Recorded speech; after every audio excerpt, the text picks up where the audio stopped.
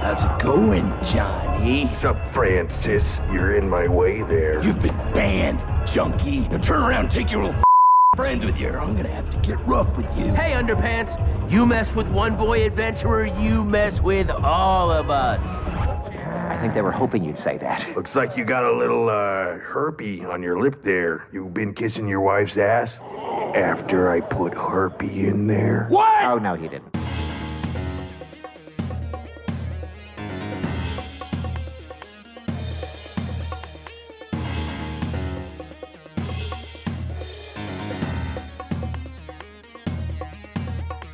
So hi, welcome to Venture Bros. Me, your host, as always, Bryan Dressel. With me, as always, is Nicholas Clayface Friedemann. I can melt down and reshape myself however I want. It's very true. Unless there's too much water involved, and then I dissolve and then get sent down like a sewer drain, and everyone goes, until next time. Who are you, Sandman? Oh, well, they're the same. They're basically the same, yeah. And then we have Graham the Whizzer Mason. Hello. Yep. Can you even tell me if that's a Marvel or DC character? No. Neither can I. He is a Marvel character that is dressed exactly like the Flash and supposed to be a copy of the Flash in one of their like fun ribbing Elseworlds where the Justice League exists, and there's like a Nightman who is Batman and like Super Great Man as Superman, and it's like crazy stupidness that they just brought back into canon this past week. Oh, so the Whizzer is back. You know what I should have said when you said the Clayface? I should have said, oh, that would have been wonderful. Too late. Yeah. I feel like I think Nick might have to cut this episode, but as I say, if I cut this one, I was just going to bleep out your entirely better joke. That's fair. So, you know, feeling a little self-medication this week. What about you guys? Yeah. Are you saying that wasn't my best transition of all time? Yeah. Also saying maybe that's not the best episode of the season of all time. Really? Huh. Not the best of all time? Just putting it out there. You may disagree with me, but well, that's my honestly, I kind of disagree. I don't know if I disagree. I definitely think I like it more than what you just said, but yes. But we'll get into that. I honestly don't remember whose turn it is to do a breakdown. I didn't cut the last episode. Nick, whose turn is it? Is it mine? I think it's yours. Okay. Well, why not? I'll do it. I did just watch the episodes this morning, which is very tough to do with a 10-month-old baby in your apartment. But I managed to do it, partially because my wife had to take our pet to the vet. But either way, I did it. But I also watched this one first. So the Order of the Triad. Wait, no, that's next week. Yep. I remember. I'm just joshing you. So this takes place. Rusty is getting really close to getting murdered by the Monarch, probably the closest he's been in a long time, and he pulls what 2-Ton-21 will call as a Section 8, and he has to go see his therapist, where he bumps into the rest of, well, not the rest of, but a good smattering of previous boy adventurers who are also all in therapy. They're working through their issues, like medication, premature ejaculation, all those kind of fun stuff, and the guy dies. Oh no, so the boy adventurers have to band together, solve the mystery of who killed this guy, and they don't, which is kind of sad. We figure it out. It was the Monarch the whole time, because the Monarch is really annoyed that he can't arch Dr. Venture while he has his doctor's appointments, so he just kills the doctor, because that's very Monarch of him. Meanwhile, on the other side of the spectrum, since they all have the night off, Hatred takes the boys to go see it looks like a Lord of the Rings Golden Compass, but with more kids-esque final movie of a trilogy, which triggers poor Sergeant Hatred's his afflictions and just wants to touch young children and runs away for his medication and just gets drunk instead. So the boys have to hitch a ride back with the henchmen, who are very kind of cool with it, and then they help Hank and Dean knock out Sergeant Hatred so they can get him his medication again. And that's about it, right? Yep. Yeah. Yeah? Yeah. So around the table, I would say this is a strong, like, slightly above the middle of the pack episode. Like, not just total mediocre. Definitely not on, like, the other side of the fence into crap. Because there's very little on that side of the fence. Yeah. But also not up in, like, the upper echelon of, like, the amazing episodes either. But I think this is a solid, enjoyable episode. I completely agree. Now, Graham. Yeah, Sure. Graham. Yeah, I mean, I'd say it's, enjoyable. It's funny. There's some, some good bits in it. But, yeah, definitely not my favorite. And not of this season either. So, but it's good. It's a good episode. It's fun to see, Action Johnny again and Roboy and Dr. Z and stuff, but that's pretty much it for me. I'm sorry, Nick. I feel like I cut you off. You were saying something else? No. All I was going to say was that I think that this season, I mean, we've talked about that before on the podcast, and we've read about it in the book, that, like, it was kind of a tumultuous season behind the scenes, that it was supposed to be a longer season, and they realized that they were like, we don't really have the bandwidth to make, however many episodes Cartoon Network ordered. And I think that this season has kind of struggled with Monster of the Week stuff, but really nailed a lot of the story stuff. And I think that this Monster of the Week episode is the first good one that they've done in a while. I may be misremembering something, but I feel like they really understood what they wanted to do. It doesn't really tie in to anything grand in a big way, and it just kind of, like, comes in, does its job, and then leaves. Yeah, I'd agree with that. I do kind of have the feeling, again, like this kind of happens more and more throughout, and I've been noticing it more, where you can kind of tell that, like, Hammer and Public have this, like, really great one idea for an episode. And it's like, yeah, but we need the B story. So they don't really care as much about the B story, and I can't say they don't care, because clearly they do, but, like, you have the story of all the previous boy adventurers, and there's just so much, like, passion and comedy, and, like, the lines are funny, the characters are funny. You kind of have an odd future Hank and Dean in there. Like there's a lot of really cool things in there. And then you have the other side of the coin, which is just kind of, it's there. And that's where I kind of agree with Graham. It's like the entire B story of the boys and hatred going to a movie is like, this is fine, but Totally. this doesn't really, like, get me going. Like, Whereas the other you could one, probably I love. make the argument that they should have just expanded more on the actual group and left the stuff with the boys and Sergeant Hatred almost completely to the side. Yeah, exactly. I totally agree with that. Graham, is that kind of where you're coming from? Am I right on guessing that, or? I mean, yeah, that's certainly part of it. I mean, it's just not as, it's not as interesting as a story. I mean, if, like, you talk about Revenge Society, Return to Malice, Handsome Ransom, I mean, to me, this episode is better than Perchance to Dean. Yeah, I was gonna say Yeah. I'd place it above that. But compared to everything else, it's not as good. So, I mean, like, to sum up your point, like, yeah, the Sergeant Hatred and, like, B story just definitely doesn't add anything for me, and it really just kind of falls flat. Like, it's kind of funny, but I think it definitely could have been summed up in a couple minutes and not been a through line for the entire episode. Yeah, I mean, there are, just kind of staying there for a moment, there are things I do like in the B story. Yeah. But it all really comes from 21 and Hank. Yes. Like that, because I love their friendship, and anytime we see just a glimpse of it, I'm happy.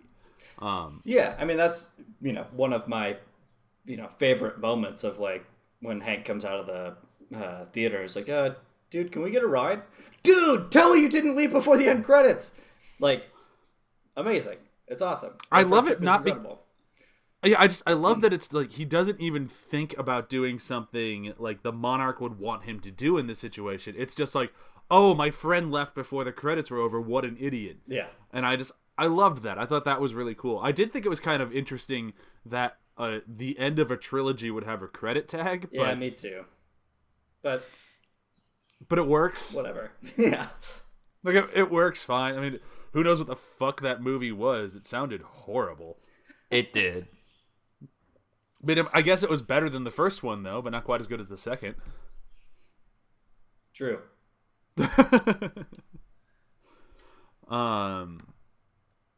Was there anything that you particularly liked about the B story, Nick? Honestly, nothing. I liked almost nothing about it. See, this is what Not I'm even saying. Like, yeah, Good. like no. I was just going to agree with Graham. Is that it's just every time I think of this episode, I do not remember what the B story is at all. There isn't a single moment where I go, "Oh, right," And it's not that it's bad; it's that it's so unbelievably forgettable that I'm just like, well, what are we? The issue that I have with it is, what are we exploring that we haven't already explored in other episodes with almost better outcomes? Sergeant Hatred, it's like, well, we've done this now 2 or 3 or 4 times where it's like he's struggling. That's fine. But to watch somebody kind of flounder is always, to me, kind of okay. Like, I'm not against somebody trying to get better, but he's really not trying to get better. He's just existing in that middle period of, I'm struggling and I haven't relapsed, but I haven't really gone out of my way to like find the medicine or anything else. The only part that I thought was funny about it was that he drops a gun and a bunch of bullets in a public bathroom and then just leaves them there. Yeah. Which isn't ever addressed, but it's like, oh, okay, that's fair. I like the stuff coming out of his pockets. Yes. Like a gun, bullets, a cat sticker. Yeah, and a bunch of coins. But even the stuff with Hank and 21, I almost wish that it had been Sergeant Hatred's not there and it was just the two of them. But there wasn't enough screen time devoted to really give them some moments together to be like, okay, you know what I mean? Like, it just felt flat because it felt like it was a little bit muddled in, well, we need to have more screen time for Sergeant Hatred, and it's like, well, now that we're watching this kind of like in succession and going through it, it's like, well, we've watched him do this now, and I'm now just waiting for the better version of Sergeant Hatred that comes when he gets his tits.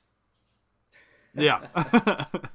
But I do kind of have this, like, I have, like, maybe an underlying feeling that just while watching the episode, it felt like, all right, so we have kind of an okay B story of Hatred and the boys going to a movie, and then maybe we can kind of tie this in to show how much the boys have grown to love Hatred. Like, maybe we can kind of shoehorn that in and make it fit, and, like, that just never really clicked for me. Totally. It just felt really just jammed in there, like, yeah, there's some growth. The boys like Hatred now. Yeah. And it didn't it didn't feel natural to me. Yeah, just like Hank yelling through the panic room door, like, are your meds in your room? We can go get them for you. It's like, this just doesn't even feel like Hank. Like, Hank's a good guy and really helpful, but that feels more like a Dean thing. But even Dean would be, I think he'd just be scared out of his mind. So I think maybe it's just character motivation in there that just didn't feel really, I don't know. Totally. Right on point like it usually does. Well, and I think the big thing is that I don't think that we've really shown Sergeant Hatred right now is kind of like a stepdad, right? He's like a step bodyguard. Yeah, sure. And I think that they've done a good job of establishing that to where he's trying to do what a real bodyguard should do. Brok, I would argue, is, you know how there's defensive drivers and there's aggressive drivers. Brok doesn't even know what defensive driving is because he's killed everybody on the highway, right? Like, It's just like, But I think that the struggle is that for the... 1 second. No problem. Sorry, 1 second. Oh, go ahead. Okay. I think the struggle is that for the past few episodes with Sergeant Hatred, we really haven't shown him do anything that feels like he's connecting with the boys and he's helping the boys. And that character motivation doesn't feel, from Hank and Dean, doesn't feel genuine because there's really nothing that feels like, why would they do this? I know why they would do it for Brok. I know that they would reluctantly do it for their dad, but I don't really see why they would do it for Sergeant Hatred yet. I feel like Hank would reluctantly do it for his dad. Dean would be right up there. Yeah, especially at this point in time. Yeah, you're right. Yeah. But yeah, that's true because it's kind of frustrating in a way, but at the same time, it's not really enough to like make me totally dislike the episode. Totally. Because I think the A story, which we'll move into now, is as good as this one is disappointing. Totally. It's so good. I love that. Like, I kind of wish he hadn't given up therapy at the end. I think it totally makes sense. Like, I get Rusty saying, I don't need therapy. He's wrong, but I get him saying that. So it's kind of too bad that this is the end of it, but that group of people, I think, is just hysterical. Totally. Yeah. Which is kind of another reason why this whole episode just kind of falls flat for me. It's like, yeah, this is a good bit, but since we're seeing him start therapy in this episode, and at the end of it decides to end it, it's like, okay, so why am I watching this episode? Because now, from this season, from what we're getting, is a lot more story building, a lot more, history and all of this other stuff building up. So it's just like having this kind of what feels like, to me, kind of like a throwaway episode of like, oh yeah, here's a thing that happened, I guess, whatever. And then just totally left it. Because if they continued to do the therapy thing, like repeat, like bring it back, you'd be like, oh, that'd be kind of funny.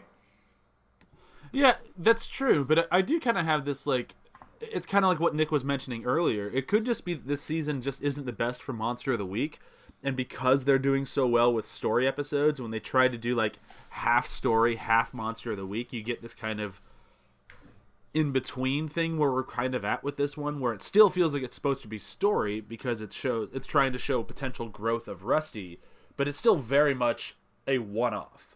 Yeah. Exactly. And I personally don't think it fails at that. I'm just not sure if that's what everybody wanted to see. It's clearly not what Graham wanted to see.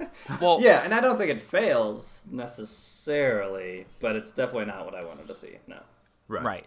I wonder if, because, like, now that we're starting to try and pick this apart, and now that we're talking about it, it's like, what's Rusty's motivation for going to therapy? I guess other than getting out of being arched by the Monarch, which, I'll be honest, feels kind of like a weak idea for him, because it's like, well, I think he views the Monarch as a nuisance, but I also don't think that he dreads the Monarch, that he needs to find an excuse to get away from it. No, I mean, if anything, he kind of likes it secretly because he's like, at least somebody's interested in what the shit I'm doing. Exactly. Well, there's that, and then there's the, if he was only doing this to get away from the Monarch, he'd be lying. I have a note from my doctor. I'm a doctor. I wrote my own note. Right. Like, he wouldn't go through all of this bullshit just for the hell of it. Like, this would not. Like, he would definitely just be lying. So, something happened that made him want to go to therapy, and we just don't know what that was. Right. Yeah. Which is why... Again, it's like... go ahead. No. Which is why I feel like this kind of falls flat. Like, I'm starting to move over to Graham's side, because I'm like... Well, now that we're parsing out some of these steps, it's like, well, what would his motivation be? Because I agree with Bryan at the end. I totally understand why he thinks he doesn't need it. Like, from where he's coming from, I'm like, yeah. But I feel like, don't you think that he would have pegged that right away? Like, Rusty's the kind of person that would absolutely find any reason to get out of doing something he felt like was beneath him. And I feel like he thinks therapy's beneath him from the get-go, so it seems kind of weird to then be like, oh, well, I'll go. But if you introduced something like an attractive woman to therapy, I feel like he's like, yep, this totally makes sense. I don't even need to question it. Just because he's kind of a sleazy person. Or he can make money off of it, Like, there's just... Yeah. What's weird is that there's no sleaze involved, and for some reason, that's the sticking point for me for why it feels weird. Exactly. I can't disagree with you. It just seems like it's, I don't want to say it's the weakest motivation they've had, because it's not, but it's weak motivation to get him in a room full of people they think will be hilarious. And I don't think they were wrong. No. No, I agree with that. It's like when we're in the room and when, they're doing all their sleuthing and stuff, it's great. It's fun. It's, whatever. But I just don't believe it. And I'm questioning why I'm there in the first place. And then by the end of the episode, you're like, well, what the fuck? Why did I care?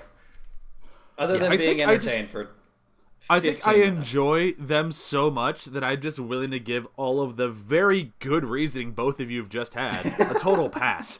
Like, Sure. because I just Robo-Boy pointing or poking a dead guy's penis, trying to restart him, going, doesn't he have one of these? Like, I just think it's hysterical. Like, there's just... I also am a sucker for Action Johnny. Any excuse yeah. for Action Johnny. Action Johnny is like really the worst case scenario of Rusty, where you're like, I'll be honest, it's a wonder that Rusty didn't turn out exactly like Action Johnny. Yeah. And Rusty's older than Action Johnny. Yeah. Or, no, Action Johnny's older than Rusty. That's what it is. Yeah. Yeah. And that's the thing, is like, we're not even bringing up like the dream where like Rusty's like kind of in therapy with his father, and it's just like, Oh, it feels that weird telling you this stuff. Like, I loved that. I love that fucking Dr. Venture left. Like, just left in the middle of his son's therapy, and then comes back. He's like, all right, I didn't mean to interrupt. Now tell me again, you were talking about how ungrateful you are for all the great things your father has given you. It's like, fuck. What do you think he was doing? Because they show somebody diving in behind Rusty as he's talking. He was fucking. That's what I thought, right? Yeah. That or just anything. Yeah. Making a smoothie. Do anything other than actually fathering his son is better than fathering his own son. His only son. Yeah. Throughout the entire show, though, it's usually, you can guess, if he's not doing super science, he's fucking. Totally. Yes. And that'll definitely Like, be it's made more obvious as this show continues. Yeah, like he just gets, like, you talk about, like, Rusty being a bit of a sleaze, like, oh my god, he is the most, like, prim and proper human being known to man compared to his father. Totally. Like, his father is just the worst. And here's the thing, honestly, in comparison to the room full of the other boy adventurers, Rusty is pretty well adjusted in comparison. Totally. Yeah, Well, I mean, and he even mentions it at the end. And kind of like to your point, like, why would he think about going there? But yeah, at the end of the episode, he's like, wait, no, I do have some semblance of a family, and I do still have a job, and I am kind of a scientist, and I grew up. I'm not doing boy adventure stuff anymore. I'm doing this doctor stuff. It's like, Yeah. what the fuck do I need you for? No matter how much I wanted to hurt or I didn't like my father, I never wanted to kill him. Whoa, whoa, whoa. I love that montage where they're like explaining what it is, and it's like clearly a practiced story that they've gone over like more, time and time again. Oh, yeah. Ugh. And I also just love that, like are they supposed to be the Hardy Boys I'm taking? Yes. But they're also clearly just kind of a future Hank and Dean, like kerchief and all. Yeah. Interesting. I never picked up on that. I've always thought that. I don't think they're obviously supposed to be like a future Hank and Dean. I don't think it's like that crazy. I just think it's supposed to be like, if you look at Action Johnny as the worst case scenario future for Rusty, these guys are the worst case scenario for Hank and Dean. Yeah. Yeah. Like, they went nuts and killed their dad. Yeah, that sounds like definitely Rusty's worst case scenario for Hank and Dean. Well, we've already seen Hank try it in that one episode, so... Kill Pop. He hauled off and wailed on him with a paper mache sword. Yes. Kill Pop. Kill Pop. Kill Pop.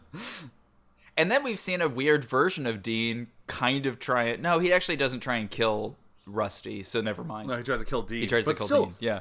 murder is in both of these boys' hearts. Yes. Like, it's definitely there. I think murder is in the heart of any boy adventurer. Truly That's deep probably down. true. Maybe not Robo Boy. I guess he's kind of built to murder. Never mind. Yeah. I was gonna say if any of them, maybe not Wonder Boy, but No, he doesn't have the cojones, if you will. Oh no. And he's just so like, I forget which the name of the character is, but it's like Future Dean / Seth Green. Like, he's just so mean to poor Wonder Boy. He's mean to everybody, but he definitely is like... Wonder Boy's the easiest to pick on, though. Yeah, he's definitely mean to everybody, but Wonder Boy really gets it the worst. True. But he also... Like, you see no correlation between this and this? And jiggles his belly. It's like, you fucker. Also, the beep boop thing breaks my heart every time. Just like, come Every on. time. Just don't do it. just don't make you can make the motion, but definitely not the noise. Yeah. Just don't say beep boop. Oh my like, as soon as you say it, you're fucked. Especially sitting next to him. Yeah. Like, I don't care where you were in the room, but it's gonna be worse when you're next to him. Oh, for sure. Ugh. We haven't really talked about it very much, but I do kind of want to mention this is probably the best the Monarch's ever done at henching Dr. Venture. Mm-hmm. Yes. Like, Venture looks legitimately frightened. He's only wearing one shoe. Yes. Yeah, I assumed that it got stuck on the moving walkway That's again. exactly Oh, what I yeah. was gonna say. That's definitely where it is. If he waits 15 minutes, it'll come around again. Yeah. It's definitely his own fault that he's wearing only one shoe. But Yeah. he's still only wearing one shoe. But yeah, like, No, he does great. I mean, yeah, he captures him. He's got him in the air. He can kill him at any moment. And then his timer goes off. And then immediately afterwards, that same night, he sets up a plot to kill Dr. Venture's therapist. And is successful. Yeah. Yeah. Like, He's great. He's on the next level. yeah, Monarch is he's showing his chops a little bit, and then he loses them all again, but at some point here soon. But still, he was doing pretty good right here. Mm-hmm. Mm-hmm. I Thanks do to the love hand that of 221. reveal. Yeah. Oh, the reveal of he's the one who killed the doctor? Yes. Did you ever not think it was him? The first time I watched this episode, I actually didn't Yeah. remember what the ending was. And I was like, oh, is this going to be a thing where... Because I could see the Venture Brothers doing this where it's like, you just don't find out. It's just kind of like a MacGuffin that just like doesn't go anywhere. And then at the very end, you have the interaction between the Monarch and 21. And then like right at the end, he's like, oh, by the way, did you do that thing? And he's just like, oh yeah, it was on the way to the movie theater. We slipped the snake in, no problem. And you're like, oh. But I don't think I saw it coming the first time I watched it. I think I was just like, oh, I'm guessing this is going to be something that just never gets answered because it's not really important to the heart of the episode, but the way it actually ties in is better. Yeah. Yeah. I think I just always assumed it was him, just because we haven't seen a lot of other really qualified henchmen that or arch nemesises that are really ever going after like anyone but Rusty. Like we've seen Phantom Limb, like we've seen a bunch of them, but we've never really seen them do anything unless it's going after Rusty. And the only one Rusty has right now is the Monarch. So I'm like, I just assume Monarch. That's fair. When they started going down the Dr. Z path, I'm like, oh, I guess it could be Dr. Z. We haven't seen him in a while, but it doesn't feel like it would be. And then we see him, and he's like, no! The hell? Of course it wouldn't be me. I wouldn't try to kill you with a made-up snake. Yeah.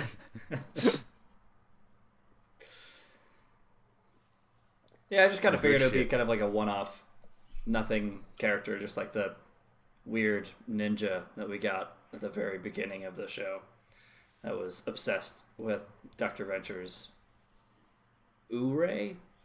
Oh my god, I forgot about that ninja. Yeah. Or half jackal. Yeah. Do you think the ninja is going to be Scare Bear? Because we still don't know who Scare Bear is. I hope so. I hope they bring him back for like something that's just like why? Because it does seem like very in what the Venture Brothers would love to do, but also it's like, of course. Like just of course. Yeah. Yeah. Yeah. Do you remember me? Type of thing. Yeah. That would be hilarious. And most people would be like, not really. No, I don't. Not at all, to be honest. All right, do we want to move into quotes on this one? Yeah. Let's do it. Who wants to go first? Well, you mentioned it, and it's definitely one of my favorite moments of this episode, as it opens up with Dr. Venture, or the Jonas, giving Rusty his therapy session. Like, Oh, yeah. remember, I'm not your father. I'm your doctor. Anyways, you were saying that you're ungrateful for all the opportunities I've given you and how you blame me for all of your problems. It's like, Oh, Jonas, you're the worst. You're the only person who's worse than Pete White, and that's a low bar. I just thought it was such a good moment, and sets up the rest of Rusty's life for him. That's very true. I've already kind of mentioned mine, but I'll bring it up again because I just love it. It's when the doctor is dead, and Rusty looks at him and goes, "What the hell is Robo Boy doing?" He's like, "Doesn't he have one of these?" Or why isn't he rebooting? Doesn't he have one of these? And like pulls down his pants, you see his reboot button, and he pushes it and knocks out. If it wasn't for the follow through of the joke, it wouldn't be my favorite. But it's just that he knocks himself out. Yeah. It's just wonderful. It's like- so good. You know what he's gonna do immediately before. You're like, don't do it. Just point to it. Don't point. Don't push it. Ah, you idiot. Oh, that's a good one. Nick, what about you? Actually, there's a lot that I love in this one. I think the simple one is okay. So there's a lot. One of the best one that made me laugh out loud the hardest isn't really a quote, but it's a visual gag, which is like now I think at this point what I'm looking for these quotes because I think it's funny. But when they're doing the bar fight and it's like pap, thwow, whatever, and Wonder Boy jumps down and like leans back and grabbing his knee, and it says torn meniscus. It's great. But I love that, and I love the Dean guy just under the table. It says "cower." Oh yeah. And I have to say this because it's so. I think like the best. It's so Action Johnny and it's so gross. Where he's like fighting with the biker guy, or they're going back and forth, and Action Johnny goes, "Looks like you got a little herpy on your lip. Have you been kissing your wife's ass after I put herpy there?" And it's like, what the fuck is this?